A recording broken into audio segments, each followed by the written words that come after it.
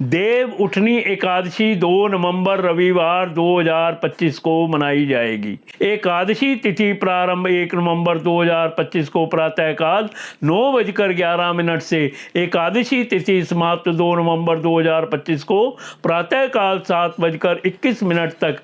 पारण व्रत तोड़ने का समय 3 नवंबर को प्रातःकाल 6:34 से 8:40 तक। पारण के दिन द्वादशी सूर्योदय से पहले समाप्त हो जाएगी। कार्तिक मास में आने वाली शुक्ल पक्ष की एकादशी को देवोत्थान, देव उठनी या प्रबोधनी एकादशी कहा जाता है।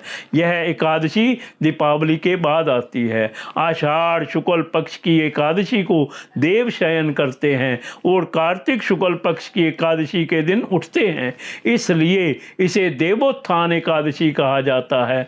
मान्यता है कि देव उठनी एकादशी के दिन भगवान विष्णु क्षीर सागर में 4 महाशयन के बाद जागते हैं। भगवान विष्णु के शयन काल के 4 मास में विवाह आदि मांगलिक कार्य नहीं किए जाते हैं, इसीलिए देवोत्थान एकादशी पर भगवान हरि के जागने के बाद शुभ तथा मांगलिक कार्य शुरू होते हैं। इस दिन तुलसी विवाह का आयोजन भी किया जाता है। प्रबोधनी एकादशी के दिन भगवान विष्णु का पूजन और उनसे जागने का आह्वान किया जाता है। इस दिन होने वाले धार्मिक कर्म इस प्रकार हैं। इस दिन प्रातःकाल उठकर व्रत का संकल्प लेना चाहिए और भगवान विष्णु का ध्यान करना चाहिए। घर की सफाई के बाद स्नान आदि से निवृत्त होकर आंगन में भगवान विष्णु के चरणों की आकृति बनाना चाहिए। एक ओखली में गेरू से चित्र बनाकर फल, मिठाई, बेर, सिंघाड़े, ऋतुफल और गन्ना उस स्थान पर रखकर उसे डलिया से ढांक देना चाहिए। इस दिन रात्रि में घरों के बाहर और पूजा स्थल पर दिए जलाना चाहिए। रात्रि के समय परिवार के सभी सदस्यों को भगवान विष्णु समेत सभी देवी देवताओं का पूजन करना चाहिए। इसके बाद भगवान को शंख, घंटा, घड़ियाल आदि बजाकर उठाना चाहिए और ये वाक्य दोहराना चाहिए। उठो देवा, बैठा देवा, आंगुरिया चटकाओ देवा, नई सूत नई कपास देव उठाए। कार्तिक मास देव उठनी एकादशी के दिन तुलसी विवाह का आयोजन भी किया जाता है। तुलसी के वृक्ष और शालीग्राम की यह शादी सामान्य विवाह की तरह पूरे धूमधाम से की जाती है।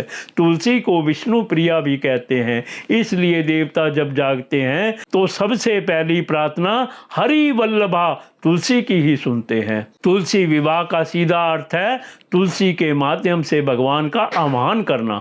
शास्त्रों में कहा गया है कि जिन दंपतियों के कन्या नहीं होती वे जीवन में एक बार तुलसी का विवाह करके कन्यादान का पुण्य अवश्य प्राप्त करें। एक समय भगवान नारायण से लक्ष्मी जी ने पूछा, हे नाथ, आप दिन रात जागा करते हैं और सोते हैं तो लाखों करोड़ों वर्ष तक सो जाते हैं तथा इस समय में समस्त चराचर का नाश कर डालते हैं, इसलिए आप नियम से प्रतिवर्ष निद्रा लिया करें। इससे मुझे भी कुछ समय विश्राम करने का समय मिल जाएगा। लक्ष्मी जी की बात सुनकर नारायण मुस्कुराए और बोले, देवी, तुमने ठीक कहा है। मेरे जागने से सब देवों और खास कर तुमको कष्ट होता है। तुम्हें मेरी वजह से जरा भी अवकाश नहीं मिलता। तुम्हारे कथनानुसार आज से मैं प्रतिवर्ष 4 मास वर्ष ऋतु में शयन किया करूंगा।